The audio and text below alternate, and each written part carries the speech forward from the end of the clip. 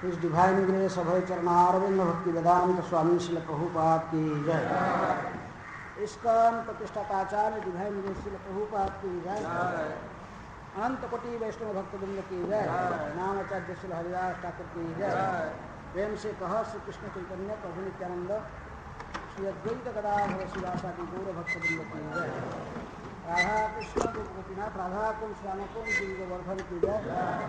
मथुरा वृंदावन धाम की जय। श्री नवदीप मायापुर धाम की जय। गंगा मैया जमुना मैया की जय। इस्कॉन मीरा रोड की जय। श्री श्री राधा गिरिधारी भगवान की जय। जगन्नाथ बलदेव सुभद्रा महारानी की जय। श्री श्री गौरनिताय की जय। ग्रंथराज श्रीमद्भागवतम की जय। गंगा मैया जमुना मैया की जय। वृंदा देवी तुलसी महारानी की जय। समवेत वैष्णव भक्तवृंद की जय। समवेत वैष्णव भक्तवृंद की जय। समवेत वैष्णव भक्तवृंद की जय। निताय गौरनंदी। ओम नमो भगवते वासुदेवाय।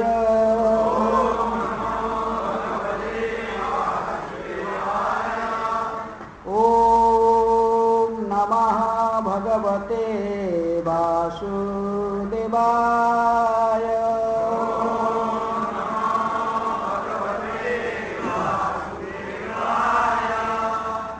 ओम नमः भगवते वासुदेवाय।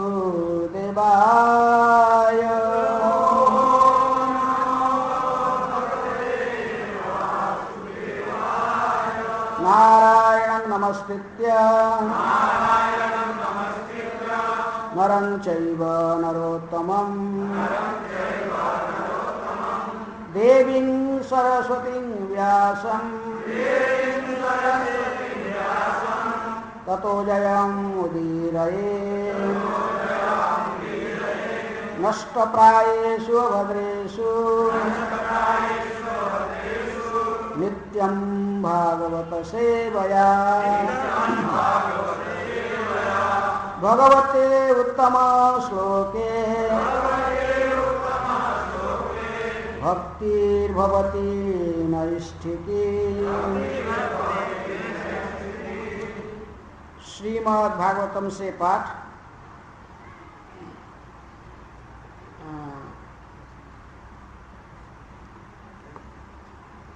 दशम स्कंध अध्याय 6 पुतनावध। इस अध्याय के 13 नंबर श्लोक। निशाचरी इत्थम व्यथितस्तना व्यसु व्यादाय केशा चरणौ भुजौ अपि प्रसार्य गोष्ठे निजरूपमास्थिता वज्राहतः वृत्रः इव अपतत् नृपः निशाचरित्थं व्यतितस्तनाभ्यसु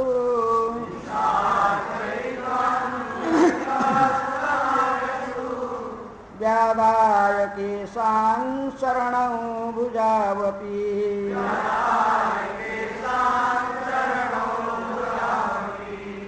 प्रसार्य गोष्ठे निजरूपमस्थिता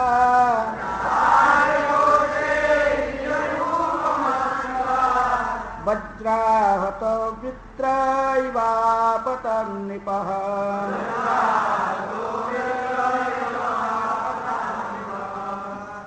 निशाचरितं व्यथितस्तनाभ्यसु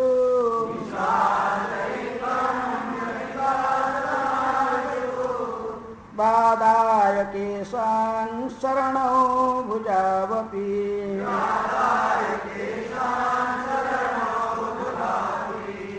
प्रसार्य गोष्ठे निजरूपमस्थिता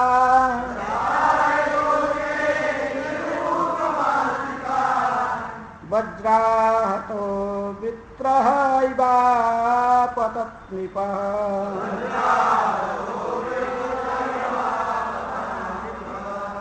निशाचरित्थं व्यथितस्तनाभ्यसु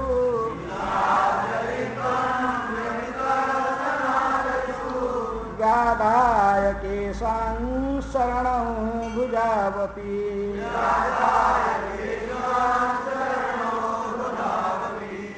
प्रसार्य गोष्ठे निजरूपमास्थिता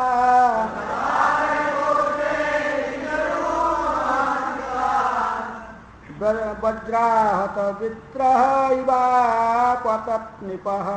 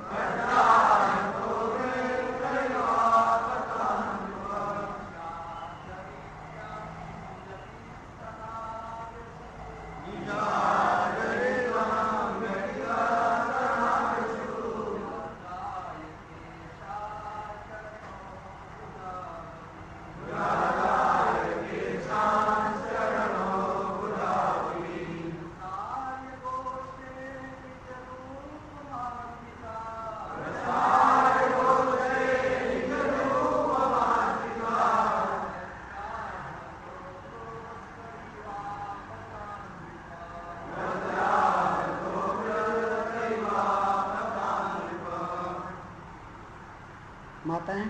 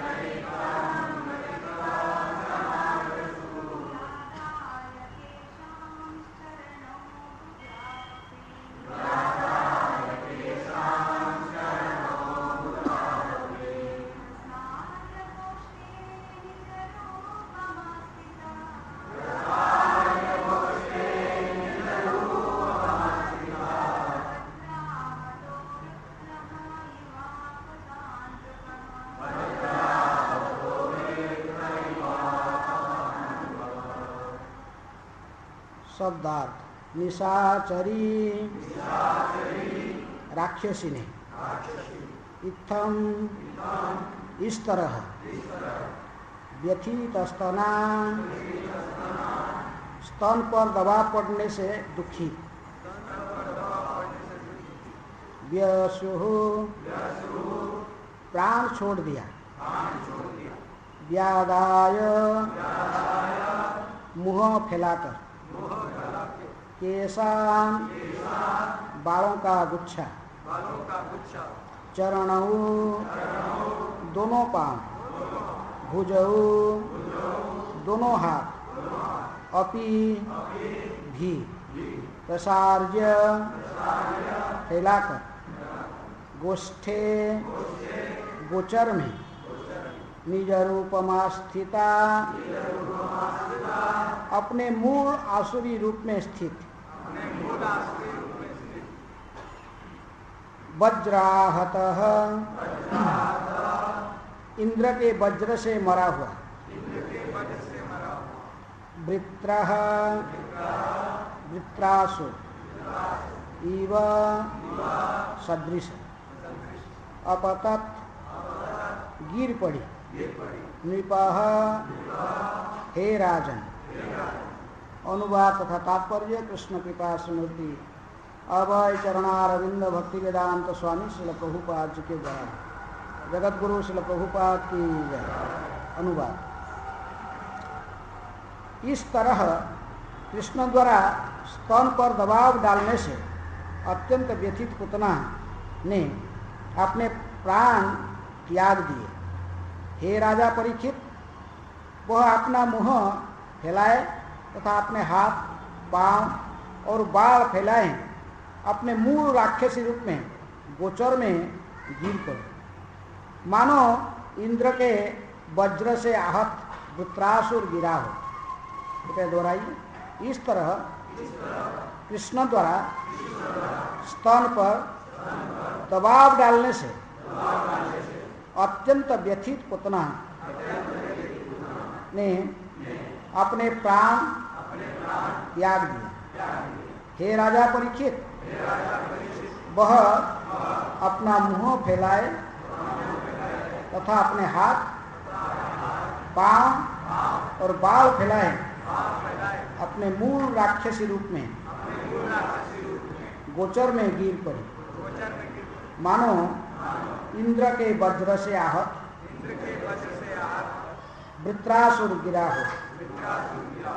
तात्पर्य, पुतना महान राक्षसी थी जिसे योग शक्ति द्वारा अपने मूल रूप को छिपाने की कला ज्ञान थी, किंतु जब वह मर गई तो उसकी योग शक्ति उसे छिपा न पाई, जिससे वह अपने मूल रूप में प्रकट हो गई। ओम अज्ञानातिमिरान्धस्य ज्ञानाञ्जनशलाकया चक्षुरुन्मीलितं येन तस्मै श्रीगुरुवे नमः। श्रीचैतन्यमनोभीष्टं स्थापितं येन भूतले स्वयं रूप तदा वयं ददाति स्वपदान्तिकम्। वन्देऽहं श्रीगुरो श्रीयुतापदकमलं श्रीगुरुवैष्णवांश्च श्रीरूपं साग्रजातं सहगण रघुनाथान्वितं तं सजीवम् साद्वैतं सावधूतं परिजना सहितं कृष्णा चैतन्यदेवं श्रीराधा कृष्णपदान् सहगणा ललिता श्रीविशाखान्वितांश्च। नमो विष्णुपादाय कृष्णपृष्ठाय भूतले श्रीमते भक्तिवेदान्त स्वामिनिति नामिने। नमस्ते सरस्वते देवे गौरवाणी प्रचारिणे निर्विशेषः शून्यवादी पाश्चात्यदेशतारिणे। नमो महावदन्याय कृष्णप्रेमप्रदायते कृष्णाय कृष्णचैतन्य नामिने गौरतिसे नमः।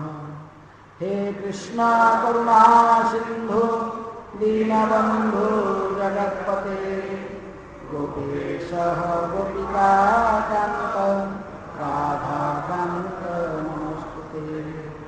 तप्त कांचन गौरांगी राधे वृंदावनेश्वरी वृषभानुसुते देवी नमामि हरिप्रिये। वंशाकल्पतरुभ्यश्च कृपा सिन्धुभ्येव च पतितानां पावनेभ्यो वैष्णवेभ्यो नमो नमः। श्री कृष्ण चैतन्य प्रभु नित्यानंद श्री अद्वैत गदाधर श्रीवासादि गौर भक्त वृंद। हरे कृष्णा कृष्णा कृष्णा हरे हरे, हरे राम राम राम हरे हरे। निशाचरिथं व्यथितस्तनाभ्यसु व्यादाय केशंश्चरणौ भुजावती प्रसार्य गोष्ठे निजरूपमास्थिता वज्राहत वृत्रः इवा तत्नृपः। इस तरह कृष्ण द्वारा स्तन पर दबाव डालने से अत्यंत व्यथित पुतना ने अपने प्राण त्याग दिए। हे राजा परीक्षित, वह अपना मुंह फैलाए तथा अपने हाथ, पांव और बाल फैलाए अपने मूल राक्षसी रूप में गोचर में गिर पड़ी, मानो इंद्र के वज्र से आहत वृत्रासुर गिरा हो। अब कई दिनों से प्रसंग श्रवण करके आ रहे हैं। कंस ने अपने राक्षस परामर्शदाता मंत्रियों से सलाह लेकर सभी बच्चों को मारने के लिए क्या पुतना नाम के राक्षस को बुला ली और उसको भेज दी कि सभी बच्चों को वध कर डालना, क्योंकि इनकी जो मित्र थे व कंस तथा कथित जो उपदेष्टा मंत्रियां थे, इनकी यही सलाह था। जब जोगमाया देवी ने घोषणा कर दी आकाश में, अष्टभुजा दुर्गा मूर्ति है प्रकट होकर कहे कि कंस तुझे मारने वाला और तो कहीं प्रकट हो चुका है, तो मुझे मारना चाहता लेकिन तुमको मारने वाला कहीं ना कहीं प्रकट हो चुका ऑलरेडी। इसलिए कंस ने निर्णय लिया, तो अपने मंत्रियों से फिर सलाह लेकर निर्णय लिया कि सब बच्चों को वध किया जाए। लेकिन कंस ने केवल बालकों को मार, जो मेल चाइल्ड है बालकों को मारता था, मारने के लिए कब पुतना कहा था, बालिका को नहीं है। लेडीज चाइल्ड जो है बच्चियों को मारना नहीं, बच्चों को मारना। ऐसा क्यों?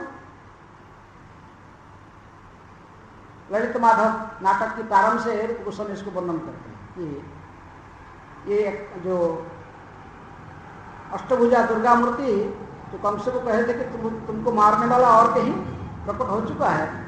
इसके साथ साथ इन्होंने भविष्यवाणी ये भी की थी कि अन्य पुराणों से प्रतीत होता कि ऋतुभूषण कहते कि ये भी वो कही थे कि मेरे से भी कई गुण से अधिक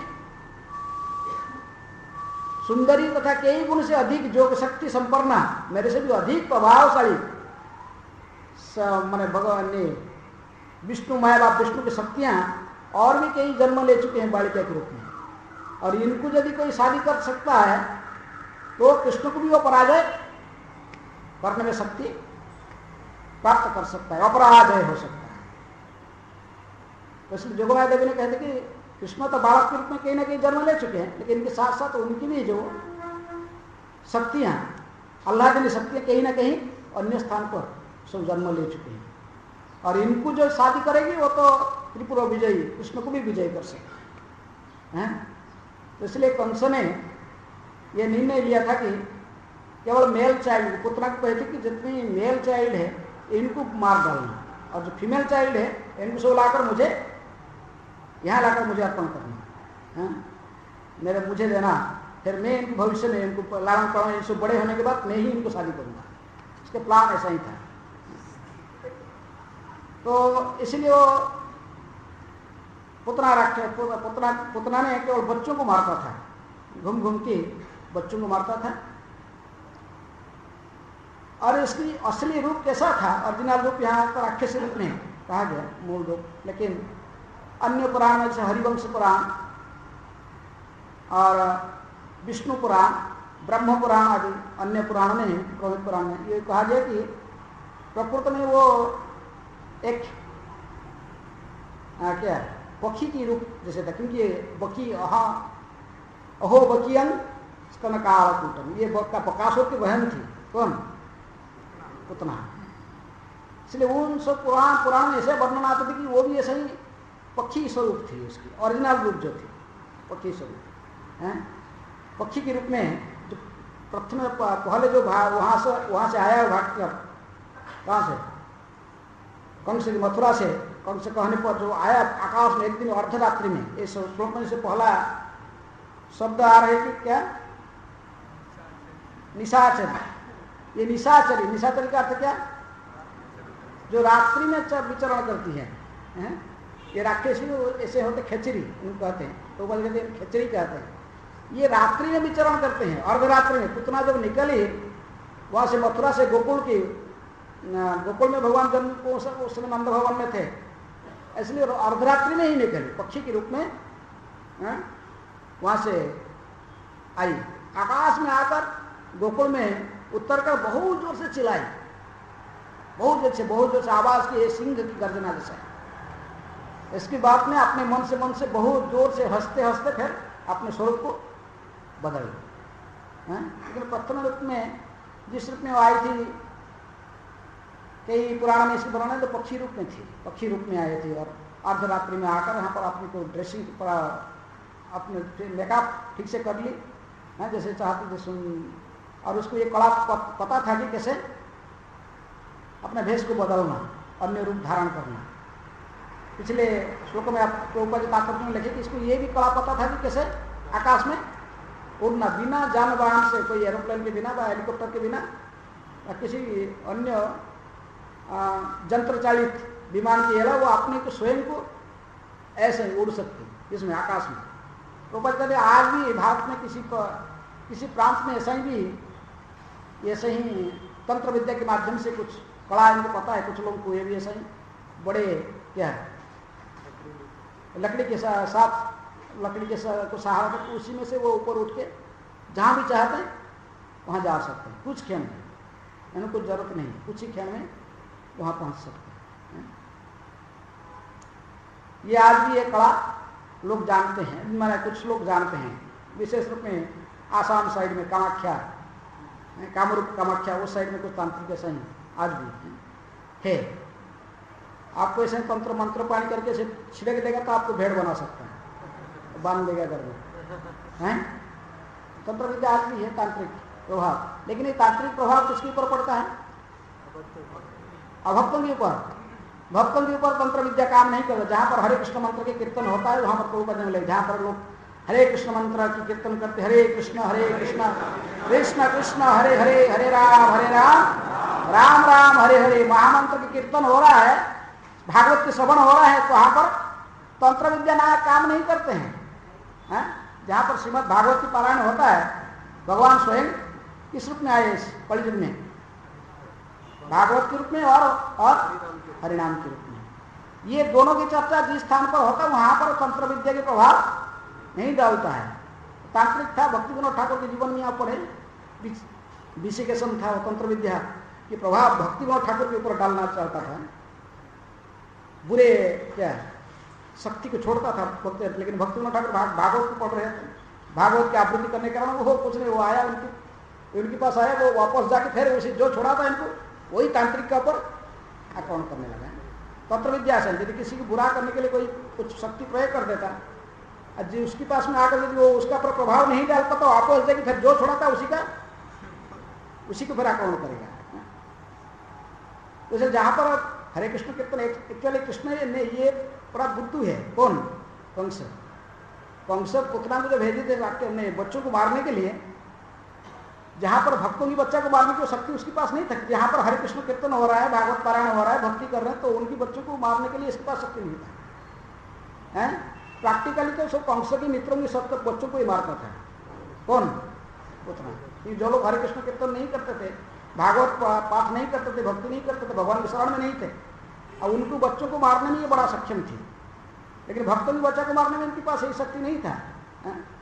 इसलिए जीव गोस्वामी कहते कि वो बुद्धू था। कौन? कंस प्रकृति में एक बुद्धू था, वो ऐसे बड़ा बुद्धिमान सोचता था अपने को, लेकिन वो अपने मित्रों के बच्चों को, राक्षसों के बच्चों को, जो कंस के ही मित्र पक्ष के थे, उन्हीं के बच्चों को मारते जा रहे थे उतना। जहां पर हरे कृष्ण कीर्तन भागवत पारायण, वहां तो उसके शक्ति काम नहीं करेगी, तंत्र शक्ति। तो इसलिए ये भ्रमण करते करते गोकुल में आ गई, पता लगा कि नंद भवन में लाला है, कृष्ण की बात तो कहीं सुनी हो, जाकर पहुंची। इसके पहले वहां पर भी गई थी वो, कहाँ? जहां पर विंध्याचल में भी, विंध्य पर्वत के विंध्याचल पर्वत की पुत्री के रूप में वहां पर जन्म लिए थे। कौन? राधारानी चंद्रावली, अष्टशक्ति, वहां पर जो अष्टगोपी वहीं पर थे विशेष रूप में, राधा, चंद्रावली और ललिता, विशाखा, पद्मा, शैव्या, श्यामला, भद्रा, ये अष्टगोपी माने जाते हैं, अष्ट मुख्य गोपी। क्योंकि विंध्याचल पर्वत में तपस्या करके भी ऐसे ही पुत्री चाहता था कि विंध्याचल की जो महादेव की विजय भी कर सकता है, जिनके इसको माने ऐसे ही लड़की को शादी देकर मुझे ऐसा ही जामाता प्राप्त हो, मेरे जामाता ने जैसे महादेव को भी विजय कर सकता, क्योंकि कंपटीशन था दोनों में, इसका हिमालय और विंध्याचल। तो हिमालय की एक पुत्री थी पार्वती, तो उसको एक माने पार्वती ऐसे ही पति मिला है इनको, कौन? भगवान शंकर जी पति रूप में प्राप्त किए। हिमालय बड़ा गर्व था कि महादेव को मैं अपना जामाता के रूप में प्राप्त किया। अब विंध्याचल को एक बार सामने वो बड़ा गर्व की कहा, तो विंध्याचल सर नहीं, बड़ा अच्छा, मैं भी ऐसा ही एक जामाता प्राप्ति करूंगा जो तुम्हारा जामाता को भी परास्त कर सकता युद्ध में, उनके भी कंपटीशन होता। तो इसलिए उन्होंने तपस्या करके बहुत, ब्रह्मा जी को बहुत तपस्या किया। ब्रह्मा जी ने प्रकट हुए विंध्याचल, विंध्याचल के ऐसे कई बार ऐसे ऊपर उठ के वो बढ़ते जा रहा था, तो वो अगस्त्य मुनि ने इसको रुक दिए थे। वो ऊपर से भी और इससे भी बड़ा बनना चाहता था, किससे? सुमेरु को भी ऊपर को जाना चाहता, टपना चाहता था। तो क्या करेगा, अभी तो कठोर तपस्या करने से कारण ब्रह्मा जी आकर वरदान दे दिए कि तथास्तु, तो सोचे भी नहीं। देखिए कठोर तपस्या किया, इतना तपस्या बल में स्वर्ग में भी तंक आ रहा है, कुछ ज्यादा तपस्या करने से उसी ताप स्वर्गलोक में भी जाता है, देवता लोग भी तंक हो जाते हैं। तो आकर तथास्तु कर दी, लेकिन उन्होंने कहा क्या बात चाहिए ना, वो कहा कि बस मुझे ऐसा ही है पुत्री, ऐसे पुत्री मुझे प्रदान कीजिए जैसे जो उसकी जो हस्बैंड बनेगा, बाद जो मेरा जामाता बनेगा वो जैसे महादेव विजयी बन सके। इसलिए वरदान तथास्तु करने के बाद सोचे, अरे क्या बोल दिया इसको, महादेव को विजयी करने वाला जो व्यक्ति होगा तो वो फिर कौन हो सकता है? तो ही कृष्ण ही केवल महादेव को विजय कर सकते हैं, और तो कोई नहीं होगा। और कृष्ण किसको शादी करेंगे? राधा, फिर राधा रानी इनकी कैसे पुत्री रूप में आएगी? नहीं तो राधा रानी तो नित्य पुत्री है किसकी? वृषभानु जी की, कीर्तिदा वृषभानु की पुत्री है। और उनकी जो अन्य शक्तियां सब आएंगी, चंद्रावली भी वो चंद्रभानु की पुत्री है। अभी मैं क्या कह दिया, इसकी कैसे सफल होगा? इसलिए ब्रह्मा जी ने सोचने लगे, फिर राधा रानी की कठोर तपस्या की, फिर बोले इसको तो दे दिए, फिर उसकी वर को सार्थक करने के लिए ब्रह्मा जी ने फिर स्वयं तपस्या में बैठे हैं। राधा रानी की तपस्या ध्यान करने लगे, राधा श्याम सुंदर प्रकट हुए, राधा गिरिधारी प्रकट होकर कहे कि ठीक है, मुस्कुराने लगे, फिर ठीक है, जोगमाया देव को आदेश दिए। जो राधा रानी बच्ची के रूप में वृषभानु की पत्नी कीर्तिदा की गर्भ में रही, फिर तुम जैसे बलराम को ट्रांसफर किया था कहाँ देवकी की गर्भ से रोहिणी गर्भ में, ऐसे इनको भी ट्रांसफर करा। राधा रानी को कहाँ से? कीर्तिदा की गर्भ से विंध्याचल की पत्नी की गर्भ में ट्रांसफर किया। जैसे वो चंद्रावली भी थे, उसको कहते कि सारे केवल राधा रानी नहीं, उसको भी ट्रांसफर किए थे, किसको? चंद्रावली को भी ट्रांसफर होकर आए, गर्भ में थे। और जन्म हो गए, बच्चे जन्म लिए। जब पुतना को पता चल गया बच्ची जन्म हुई, और कंस ने कहते कि बच्ची को मारना नहीं, मेरे पास लेके आना। तो पुतना जाकर उनको भी पकड़े थे, वहां पर भी उनको पकड़ के भाग रहे थे। तब विंध्याचल के जो पुरोहित था और राक्षस को मारने का मंत्र जानता था, तो मैं मंत्र उच्चारण करके स्वाहा करके यज्ञ में आहुति डालने लगा, तो इसका शक्ति क्षीण होने लगा। पुतना की हाथ पैर कंपने लगे, तो इसके हाथ से पहले चंद्रावली गिर गई। चंद्रावली गिर के कुंडी नगर के वहाँ विदर्भ वहाँ नदी में गिर गए। तो वहां से फिर इनको प्राप्त करके कौन प्राप्त किया? कुंडी नरेश भीष्म को प्राप्त करके फिर उनकी पुत्री बनकर रहे।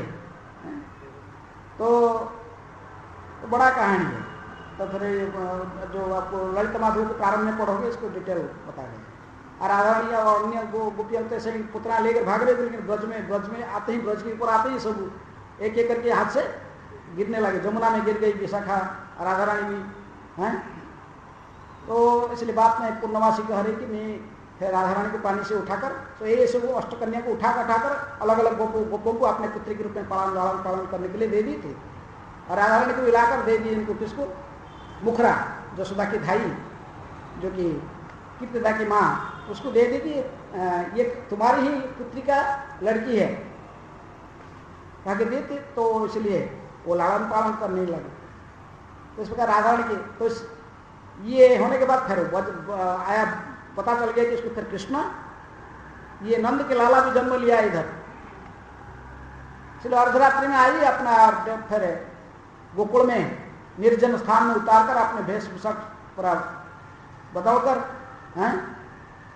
एक ऐसे ही सुंदर स्त्री जैसे अप्सराई जैसे देवकन्या जैसे दिखाई पड़ती थी। नवजौवन संपूर्ण रूप धारण करके फिर प्रवेश की कहाँ? गोकुल में, नंद भवन में। जैसे वर्णना आया पहले, सीधे प्रवेश कर गई कहाँ?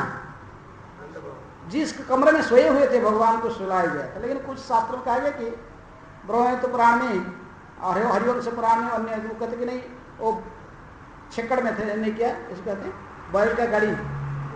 जैसे वो सकटासुर को वध किए थे, भगवान नीचे ही थे ना, सकट के नीचे सोए थे। पुतना भी जो आए थे भगवान ने ऐसे सकट के नीचे थे, सकट के नीचे इनको सुलाए थे, सोए थे नीचे ही, हाँ सकट के नीचे थे। और वहाँ पर वो श्लोक हरिवंश पुराण से रिपोर्ट करके वो अलग प्रकार के कहा जाता है कि सकट के नीचे आए पुतना इनको स्तनपान करा रहे थे।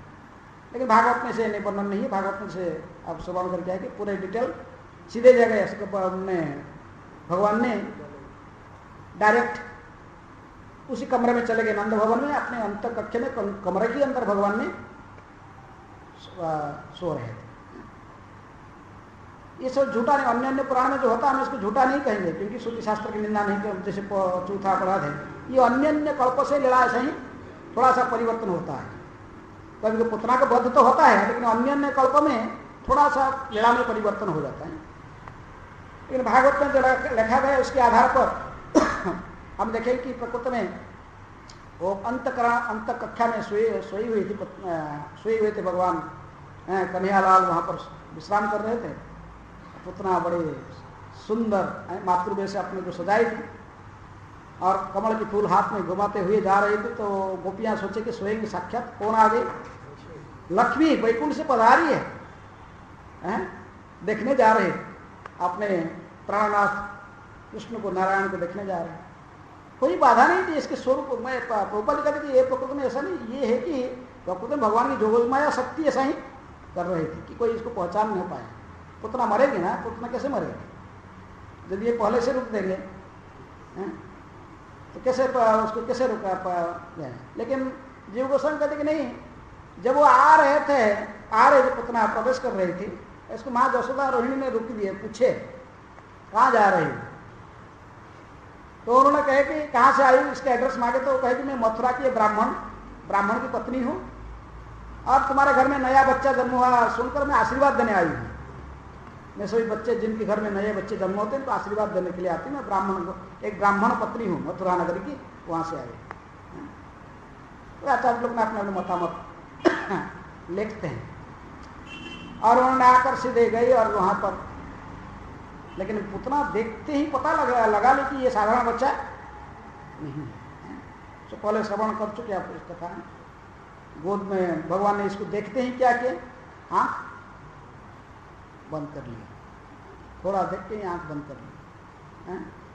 क्यों आँख बंद कर लिए वो पहले सुने हैं कि हजारों मैंने कम से कम 20-25 अलग अलग कारण भिन्न भिन्न आचार्य ने अपना मत बता रहे हैं। इसको हमें यहाँ चर्चा नहीं, क्योंकि श्लोक के साथ संबंध नहीं है। तो इसलिए भगवान ने आँख बंद करने के बाद आँख जब तो पुतना ने अपने गोद में ले ली। भगवान के बड़े अच्छा चले गए गोद में, लेकिन भगवान बड़े क्रोधित थे अंतकरण में, क्योंकि कितनी बच्चों को मारते मारते आई है। सोच रहे थे कि इतनी पहले इसी अवतार में सबसे पहला मारना है तो वध करना ठीक है, परित्राणाय साधुनां विनाशाय, जो दुष्कृतम राक्षस को वध करना के लिए काम है। लेकिन सबसे पहले जो वध करने जा रहा हूं किसको? एक स्त्री को और मां के रूप बनाकर आई है। बड़ा चिंतित हो, लेकिन फिर भी स्तनपान तो पहले से स्तन में क्या क्या डाल के रखी थी? जहर डाल के रखी थी। अब भगवान के मुख में दे दी। भगवान ने बड़े गुस्से में पकड़ लिए, इसके स्तन को पकड़े। जैसे बच्चे भी थे, लेकिन भगवान ही सब समय भगवान है। भगवान कोई आर्टिफिशियल नहीं बन सकता, जिसका आजकल लोग सोच रहे हैं। तो तपस्या करके कुछ योग सिद्धि प्राप्त करके, अष्टांग योग सिद्धि प्राप्त करके, अणिमा लघिमा प्राप्ति आदि सिद्धि प्राप्त करके भगवान बन जाता है। भगवान किसी समय में भी, किसी रूप में भी, किसी अवस्था में भी भगवान रहते हैं। यदि वो जन्म हुए थे सिर्फ 6 दिन उम्र था, लेकिन भगवान के साथ जो 6 ऐश्वर्य से जो पूर्ण थे, सर्वशक्तिमान थे, इनके हाथ जो वो छोटे छोटे हाथ दिखाई पड़ता था बाहर में, लेकिन जो पुतना के स्तन को पकड़ लिए दोनों हाथ में, मुख तो लगा दिए, मुख लगा, दोनों स्तन पकड़ ले, तो वो सोच में ऐसा कि जैसे वज्र जैसे कोई, मैंने इतनी कठिन उसको कष्ट हो रहा था। किसको? पुतना को। कोई छोटे बच्चा फिर पुतना के स्तन को मैंने ऐसे सारा बहुत अच्छे कठिन थे, लेकिन फिर भगवान जो पकड़ लिए इसको, तो वो उसको और थोड़ा दबाने लगे इसको, बड़े कष्ट हुई उसको। जैसे श्लोक में कहते थे बड़े कष्ट हुआ। व्यथित स्तना व्यसु निशाचरी इत्थन, इस तरह वो निशाचरी जो राक्षस ने, भगवान ने जब इसके स्तन को पकड़ लिए दोनों हाथ में, व्यथित स्तना व्यसु, स्तन पर दबाव पड़ने से बड़े दुखी हो गई हैं, बड़े दुखी हुई, बहुत दुखी हुई, इतनी वो सहन नहीं कर पाए। भगवान ने वही भगवान की जो हाथ इतनी कोमल होती है, लेकिन राक्षसों के लिए वही हाथ भी वज्र के समान है। तब कर कमल बरे नखा अद्भुत सिंघम, भगवान के हाथ कमल जैसे है, लेकिन जब राक्षसों के लिए वो वज्र के समान हो जाता है। अब भगवान जब उसमें पड़े व्यथित होकर, व्यथिता स्तना व्यसु, व्यसु का अर्थात प्राण छोड़ दिया। व्यथित, इतनी कष्ट अनुभव की पुतना जो दोनों हाथ में छोटे बच्चा ऐसे थे, लेकिन स्तन को पकड़ लिए तोल से और मुख स्तनपान कर रहे थे, चूसने लगे, तो इसके दूध के साथ इसको प्राण को भी चूस लिए भगवान ने। इतनी कष्ट हो रहा था उसको, अत्यंत व्यथित होकर व्यसु अर्थात प्राण त्याग दिया। व्यथिता स्तना व्यसु, प्राण को त्याग दिया। और व्यादाय केश चरण भुजावती, व्यादाय के मुंह को फैलाकर बाल की गुच्छ, बाल भी सब बिखर गए, हाथ पैर सब पूरा खोल गए, जब असली रूप उसका प्रकट हो गया, असली रूप उसका प्रकट हो गया। राक्षसी रूप को प्रकट करते हुए प्रसार्य गोष्ठे निज रूप मत्थिता, प्रसार्य गोष्ठे वही घर में वही जहां पर उसको स्तन को पान कर रहे थे, उस घर के अंदर नहीं बने, उतना नहीं, पूरी बालक को लेकर वो घर के अंदर से भाग के बाहर आ गए। भवन में आकर आकाश में कुत्ते के साथ में, वो बच्चे के साथ में आकाश में उड़ने लगे। आकाश में जाते हुए प्रसार्य गोष्ठे निज रूपम अस्थिता, कहां पर गई वो? गोष्ठे, गोचर में, जहां पर गाय को घास खाने का जो स्थान है, प्रसार्य गोष्ठे निज रूपम अस्थिता, गोष्ठे उससे माने गोकुल के अंदर जो जहां पर घर मकान सब थे वहां पर नहीं गिरी, वहां से आगे जाकर गोष्ठे जहां पर गाय सब चरने के लिए था। लेकिन विश्वनाथ चक्रवर्ती ठाकुर कहते कि प्रकृति में वो पुतना जहां पर गिरी थी वो कंस का ही गार्डन था। पुतना को जाकर जहां पर गिरी वो कंस का विशेष एरिया था, वहां पर एक गार्डन बना रखी थी कंस, उसमें से बहुत कई दिनों से फूल, बहुत सुंदर क्या फल सब होता था, फूल होता था, यहाँ से माला जाता, फूल तोड़ के कंस के लिए माला बना जाता था। और फल सब जो है रिजर्व, बहुत अच्छे फल हैं, ऑर्गेनिक फार्म था, वो फल दूसरे कोई खा नहीं सकता था, वो फल केवल किसके लिए जाता था?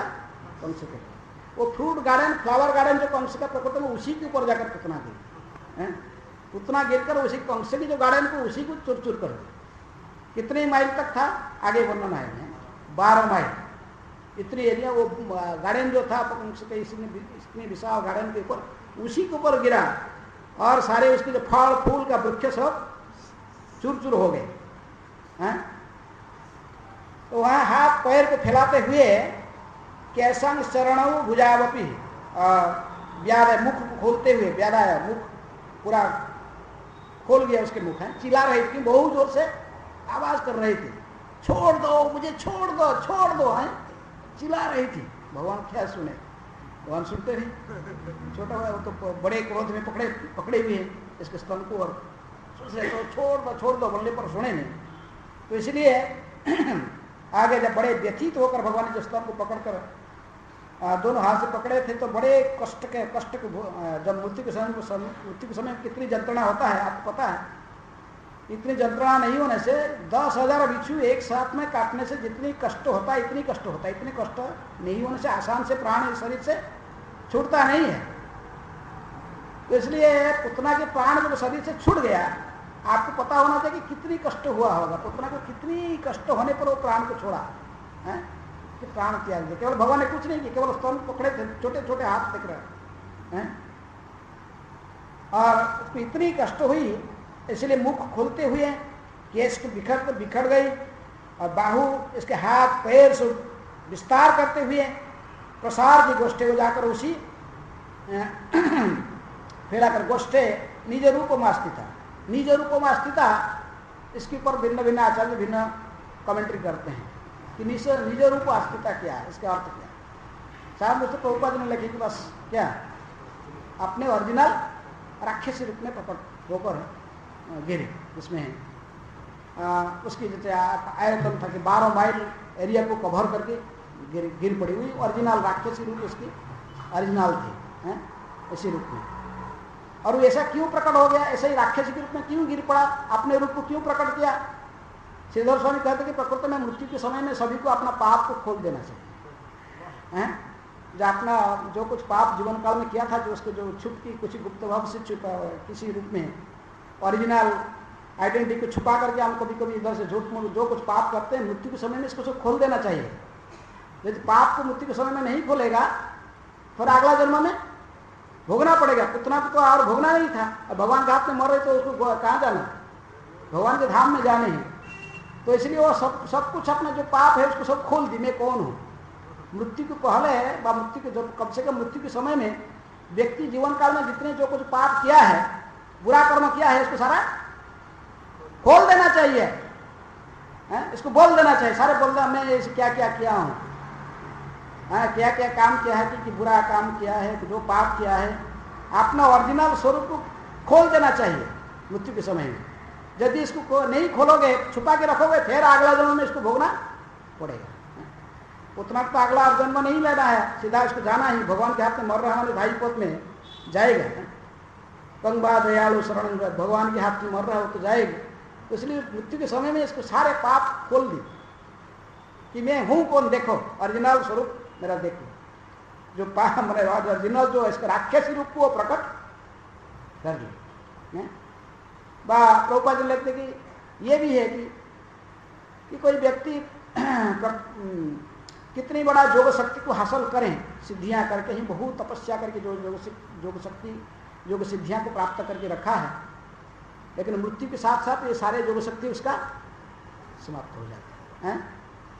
कोई कितनी भी तपस्या करके योग शक्ति हासिल किया है, लेकिन अणिमा लघिमा प्राप्ति आदि कितने भी कुछ किया, लेकिन जब शरीर त्याग जाए, शरीर छूट जाएगा, तो शरीर छूटने के साथ साथ उसको सारे योग शक्ति समाप्त हो जाते हैं, सारी सिद्धियां समाप्त हो जाते हैं। तो इसलिए पुतना रखी, जो शरीर छूट गई तो उसका सारे योग सिद्धि समाप्त हो गई। इसलिए ओरिजिनल रूप में जो सुंदर स्त्री बनी थी योग शक्ति के माध्यम से, योग शक्ति समाप्त हो गई, तो ओरिजिनल मूल रूप में राक्षसी रूप में गिर पड़ी। लेकिन जीव गोस्वामी कहते हैं कि निज रूप में स्थिता, अर्थात निज रूप का तो उल्लूक रूपेण, वो कहते हैं कि निज रूप उसका उल्लूक रूप में, एक उल्लू है OWL, आउल, आउल के रूप जैसे पुतना की ऐसा ही स्वरूप था, उल्लू के माने उल्लू का रूपेण, जीव गोस्वामी कहते उल्लू का रूपेण, निज रूप में स्थित अर्थात उल्लू का रूपेण, वो अपने रूप को जो प्रकट किया, उल्लू माने उसकी जो मुख ऐसे ही थी, कैसे उल्लू, उल्लू का मुख ठीक मनुष्य का मुख जैसे दिखता है ना, देखे ना उल्लू का, उल्लू देखे पक्षी है लेकिन ऐसे बैठे हुए थे, लेकिन मुख कैसे दिखाई पड़ती, इसका मुख जो देखोगे ठीक मनुष्य का मुख जैसे दिखते हैं, लक्ष्मी का वाहन कहते उल्लू को। तो जीव गोस्वामी कहते प्रकृति में इसके ओरिजिनल रूप जो निज रूप में स्थित अर्थ है, इस उल्लू का रूप है ना, और उल्लू का रूप का धर्म माने इसके जो ओरिजिनल रूप जब प्रकट हो गई उसके मुख ऐसे ही थे, उल्लू के मुख जैसे, उल्लू की मुख जैसे थे।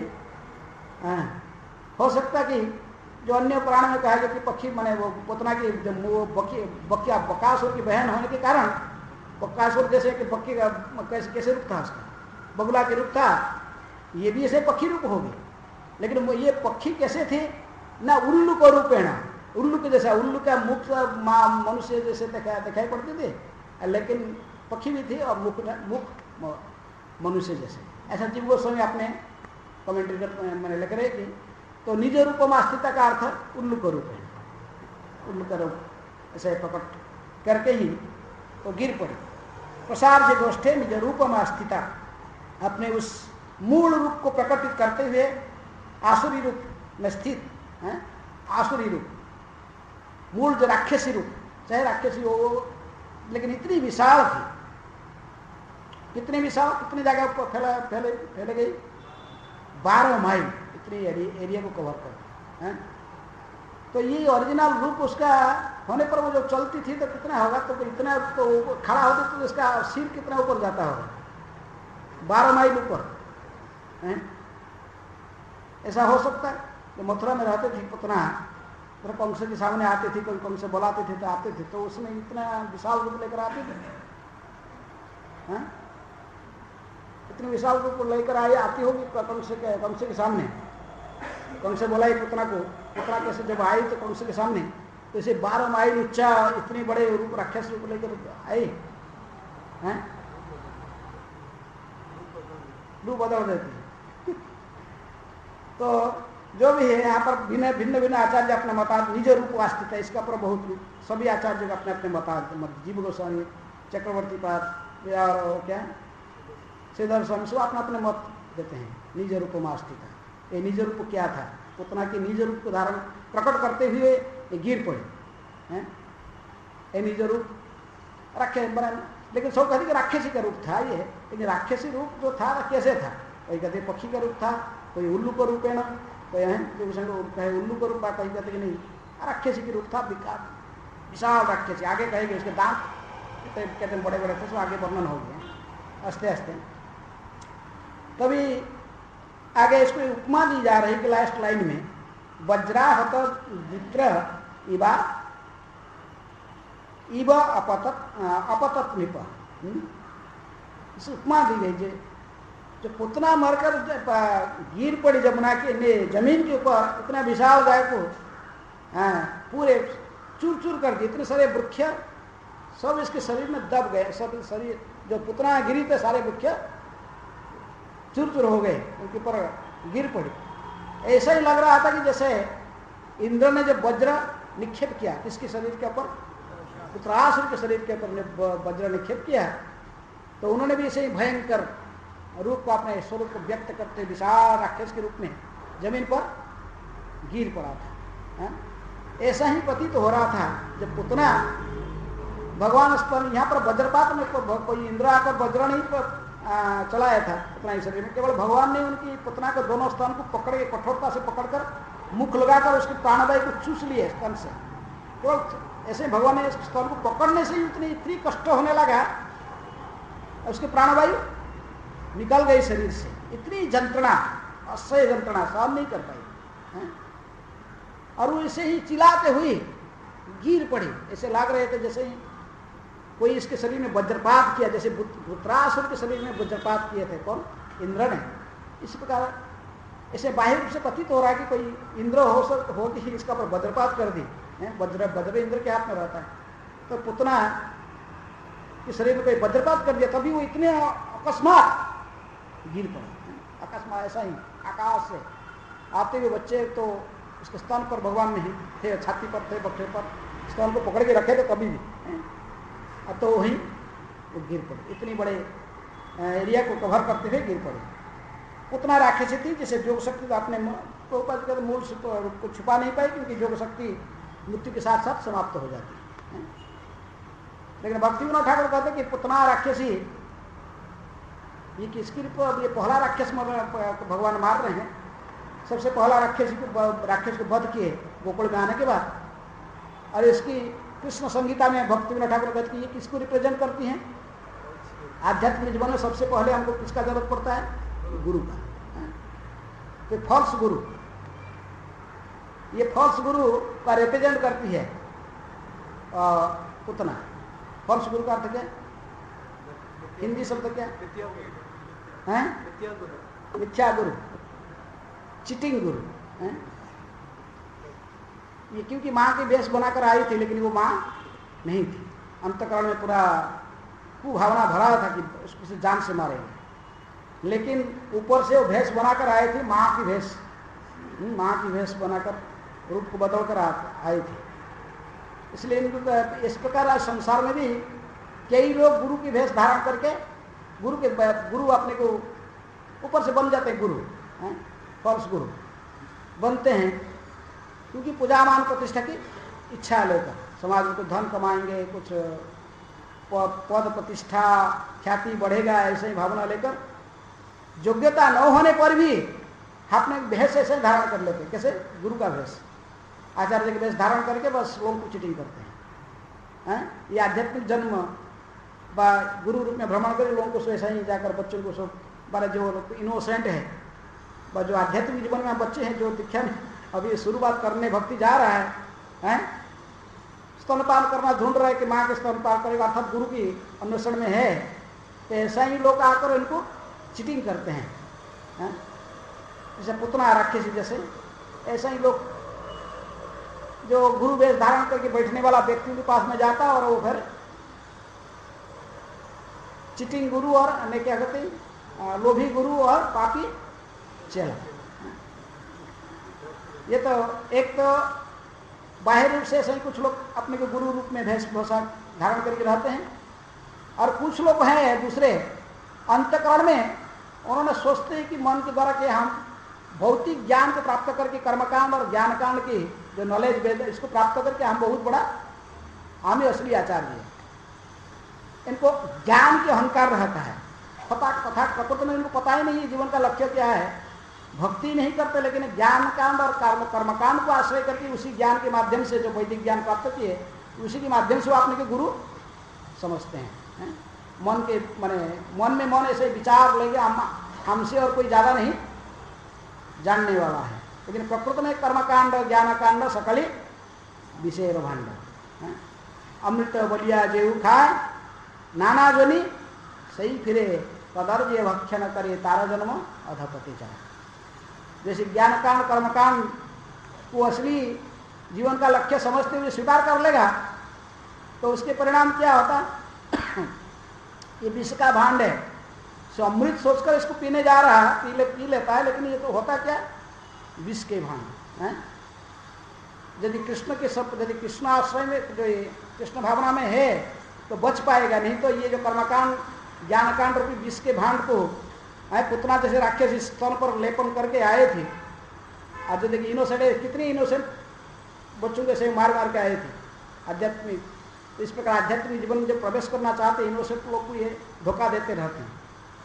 लेकिन कोई यदि ऐसे व्यक्ति सच्चे कृष्ण के शरण में है, सदगुरु के सच्चे सदगुरु की शरण में है, प्रभुपाद जी से सदगुरु को प्राप्त कर चुका है, असली ज्ञान को प्राप्त जानता है, तो इसलिए पुतना राक्षस के समान जो ज्ञानकांड कर्मकांड को आश्रय करने वाले झूठे गुरु को वो ठुकरा सकता है। कृष्ण जैसे उसके स्तन को पान करके सब कुछ छीन ले, उसको मुक्ति प्रदान की है। इसी प्रकार जो इस्कन के भक्त हैं उन्होंने इसको पहचान सकते हैं ये कौन है, जो प्रभुपाद जी किताब को पढ़ा है, और जो आता है ऐसे झूठा ज्ञान अपने गर्व दिखा रहा है कि मैं बहुत जानता हूँ, वैदिक बहुत बड़े बड़े स्तोत्र गाते रहता है, वैदिक श्लोकों को आवृत्ति करता है, कर्मकांड बड़े बड़े यज्ञ करता है, ज्ञान कर्मकांड ज्ञानकांड की व्याख्या करके आपको भ्रमित करना चाहता है। लेकिन इसको भक्त पहचान सकते हैं जो कृष्ण के आश्रय में है, हरे कृष्ण, वो उसको पहचान सकते हैं, ये पुतना है, ये आई है हमको मारने के लिए है? लेकिन ये इसको समाप्त कर सकते हैं, जो ज्ञान उन्होंने सदगुरु से प्राप्त किए हैं इसको समाप्त कर सकते हैं। इस प्रकार व्यक्तियों को नकार सकते हैं, व उसको भी आर्गुमेंट युक्ति तर्क से परास्त करके फिर शामिल कर सकते हैं इसका। भक्तिविनोद ठाकुर कहते हैं कि सबसे पहला जो राक्षसी भगवान ने मारे ये पुतना, ये प्रकृति में फॉल्स गुरु व झूठा गुरु, माने जो अपने स्वरूप को छुपाकर इस संसार में भ्रमण करने वाले गुरु के साथ समान है। संसार में कई लोग ऐसे ही पुतना राक्षसी जैसे अपने वेश को बदला कर भ्रमण करते हैं, और इनोसेंट जो जीवात्माओं को धोखा देते हैं, जो है नहीं ऐसा ही प्रकृति में सदगुरु बनने का कोई योग्यता उनके पास में नहीं, लेकिन पूजा मान प्रतिष्ठा कुछ ऐसे लेने के लिए वह संसार में गुरु बनकर बैठते हैं। गुरु बनना कोई बड़ा बात नहीं, कोई भी गुरु बन सकता, चला दो चाहे कुछ कई प्रकार के गुरु बन जाते हैं। और सर्वम लोग वो कहानी कहते कि तो दो चोर गए थे एक बार चोरी करने, और चोरी करके मैंने पशु चोरी कर रहे थे कि घर तो घुस नहीं पाए, उसका घर के बाहर बंधा हुआ था, एक गड्ढा था और एक बकरी था, दोनों खोल लिए बकरी को एक लेके पकड़ लिया, गधा को पकड़ लिया, बकरी तो भाग गया, बस कुछ लेके भाग गया, उसका मुख में बांध दिया और उसको लेके भाग गया बकरी को। गधा को खींच खींच के ला रहा, गधा जा नहीं होगा तो क्या करेगा, खींच खींच के लेता था, रास्ते में और गया और देख रहे कि ब्रह्ममुहूर्त तो होने वाला है, लोग आ जाएंगे, भाई क्या करोगे, कहाँ भागूंगा। गधा भी गधा देखा कि वो रास्ता रोड साइड में से गाढ़ा बना हुआ, फॉरेस्ट डिपार्टमेंट वाले कुछ वृक्ष लगाने के लिए से गाढ़ा बनाए थे, तो गाढ़े के अंदर तुरंत इसको डाल दिया, मर गया, देखा गड्ढे को डाल दिया, डालकर तुरंत ही आजू बाजू जो मिट्टी था सो मिट्टी उसका पर चढ़ा दिया, मिट्टी बंद करके उसके थोड़ा ऊंचा हो गया, थोड़ा ऊंचा आसन बन गया, आसन बन गया तो उसके ऊपर थोड़ा सा लिप दिया, गोबर ऐसे लिप के ऊपर आसन बना दिया और उसी के ऊपर बैठ गया वो। बोला अभी क्या करो, कहीं पुलिस आए पकड़ने, अभी तो अपने तुरंत ही वेश के उसी के ऊपर आँख बंद करके बैठ गया। कोपिन धारण के, बोला दूसरा वस्त्र पहनने तो गड़बड़ी होगा, केवल एक कोपिन वो जो कपड़ा था उसको फाड़ के बस कोपिन बना दिया और ऐसे विभूति कहीं लगा के बस मिट्टी तिलक लगा, बस बैठ गया, उसका आँख बंद कर बैठ गया। डर गया था कि सुबह होने वाला पकड़ेंगे कि लोग आगे ढूंढने के मैंने कहाँ गया। अब तो फिर वो लोग आके देखे कि भाई क्या है, कौन बैठा, नया बाबा कहाँ से आए, अब पूरा लेंगूटी पहन कर बैठे और आँख बंद कर, तो लोग फिर स्वभाव है पास में नदी में स्नान कर गया था तो पैसा उसके पास डालने लगे हैं, पैसा डालने लगे और वो कहे कि मौन व्रत, मैं बात नहीं करता हूँ किससे, मैं मौन व्रत रखा हूँ, कोई जानता नहीं तो कुछ मुँह खोलने से पकड़ा जाएगा, क्या बोल रहा है, तो मुँह नहीं खोला, बस मौन व्रत है। मौनी बाबा को ज़्यादा लोग सम्मान देते, मौनी बाबा है, देखो 12 साल से मौन रखा है, 22 साल से मौन रखा है, तो बोलते कि हम मौन रखे, मौन व्रत, बात नहीं करते, लोग तो और सदा बढ़ गया है।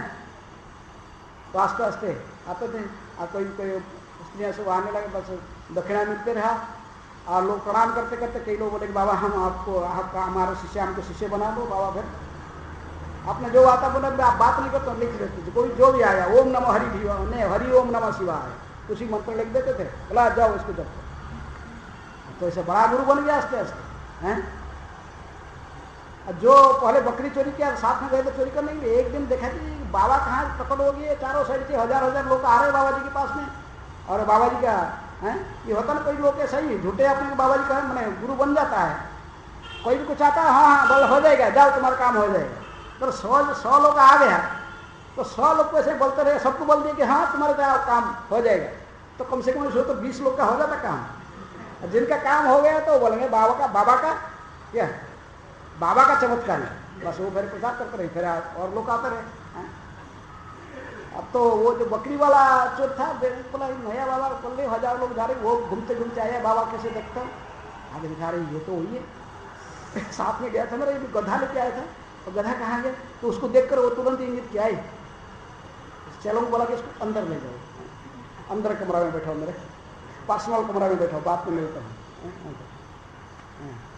तो लोग ऐसा ही होता, कुछ माने गुरु ऐसे, संसार में कुछ गुरु ऐसे ही होते हैं, कुछ भी पता नहीं रहता है, कुछ भी नहीं जानते, लेकिन ऐसा ही स्थिति में ऐसा ही बस किसी कारण से गुरु बन जाते हैं, उनको शास्त्र ही पता आता है ना, कुछ जाने बस।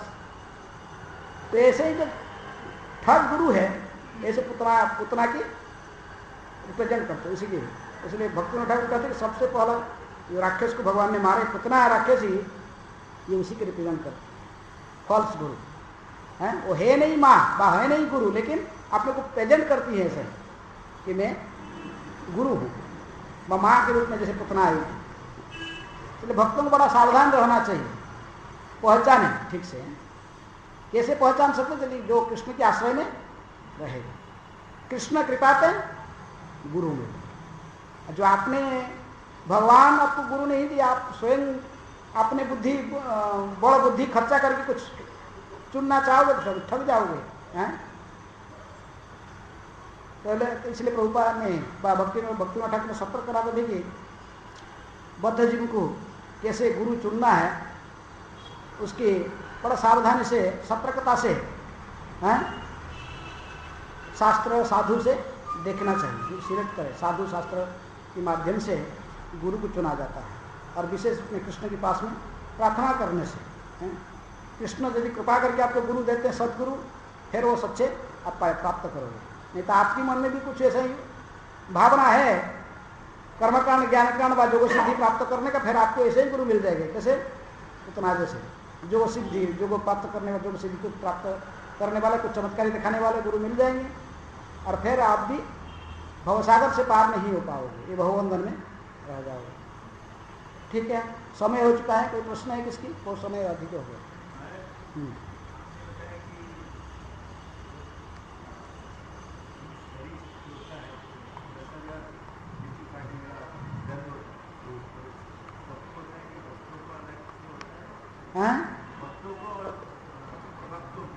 अच्छा, ये साधारण जनरल कमेंट, जनरल बद्धजीवों के लिए है, जो मृत्यु के समय में है। शास्त्र में नहीं कर रहा है, शास्त्र कह रहा है, भागवत में कह रहा है कि इतनी जंत्रणा होते तभी जीवात्मा शरीर को त्यागता है। लेकिन प्रभुपाद ने कहा करते थे कि जो मृत्यु के समय में, मृत्यु तो सभी को कबलित करेगा, प्रत्येक प्राणी को, लेकिन मृत्यु को यदि आप बिल्ली के साथ तुलना करते हैं, जो जनरल कॉमन पीपल है वो चूहे के समान है, और जो भक्त होते हैं वो कैसे? बिल्ली के बच्चे जैसे हैं।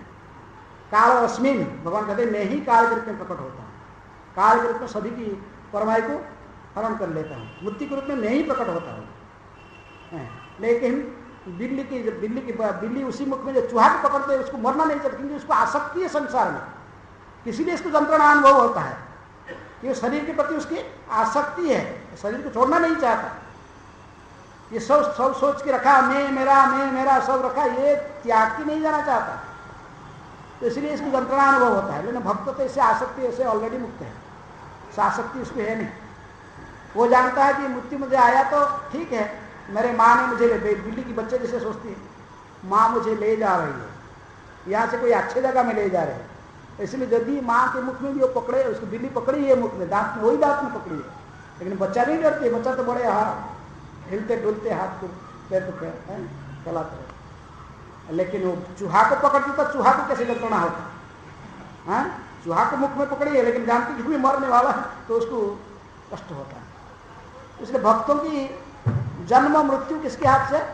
भगवान के हाथ से। भक्तों ठाकुर कहते कि जीवेर तब इच्छा मते जीवेर जन्म मरण, समृद्धि निपात दुख सुख संघट, मिच्छे मायाबद्ध जीवो आशा पास फिरे, तब इच्छा बिना कुछ करिते ना पारे। इसलिए जो समर्पित भक्त है, संपूर्ण रूप में भगवान के चरण में सब कुछ समर्पण करके रखा है, तो फिर वो उसकी दायित्व से स्वयं भगवान उसकी प्यार लेते हैं। इसलिए भक्तों को ऐसे जंत्रणा, देखिए कई भक्त बड़े मने आनंद से हरिनाम संकीर्तन के बीच में कीर्तन होते रहता है, तो उसको लेने के लिए आते कौन आते हैं? विष्णुदूत आएंगे, विष्णु को क्यों भय होता है, लेकिन ये जो जमदूत इसको लेने आते कौन आएगा? जमदूत लेने आएगा। कारण जमदूत को देखकर उसके भय और बढ़ जाता है,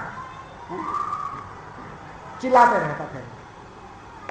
तो इस प्रकार फर्क है, साधारण मनुष्य, साधारण जीवात्मा शरीर त्यागना, बद्धजीव के शरीर त्यागना और कोई भक्त का शरीर त्यागना, दोनों में अंतर है, जंत्रणकारी फर्क है। आप सुख और दुख ये सारे मन के वृत्ति है। ये मन आप कहते कि तुम दुख भोग रहा है, क्योंकि हमारी आसक्ति के कारण हमको ये कष्ट अनुभव होता है। पहले से आसक्ति छोड़ चुका है तो संसार से, तो उसको कुछ कष्ट नहीं अनुभव होता। जिसको शरीर के साथ भी अटैचमेंट नहीं है, देह स्मृति नहीं जा संसार बंधन कहाँ था। जिसको शरीर का भी स्मरण नहीं है कि मैं शरीर हूँ, वो संपूर्ण रूप में जानता कि मैं आत्मा हूँ। हम बोलते हैं लेकिन इसको अनुभव है, वो जानता है कि मैं शरीर नहीं हूँ। जिसको संपूर्ण अनुभव है जीवात्मा को मैं शरीर नहीं हूँ, तो फिर ये शरीर से जाने से सुख नहीं होना, अनुभव नहीं होने वाला। लेकिन जिसको आसक्ति है शरीर में, तो छोड़ना नहीं चाहता, जब इसको छुड़ाया जा रहा है फिर उसको कष्ट होना। ठीक है, और कोई प्रश्न है? कोई कमेंट? कमल लोचन को आपको बनवाल को कोई प्रश्न उधर से उनको प्रश्न है माता जी की तरफ से। आज शाम को ठीक 7:30 बजे सभी हरे कृष्णा महाराज जी के वृंदावन से का महिमा श्रवण कर रहे होंगे। आज प्रातः भी श्रीमद् भागवतम सत्रह प्रबोधन सरस्वती माता होगा जबरदस्त प्रबोधन सरस्वती महाराज की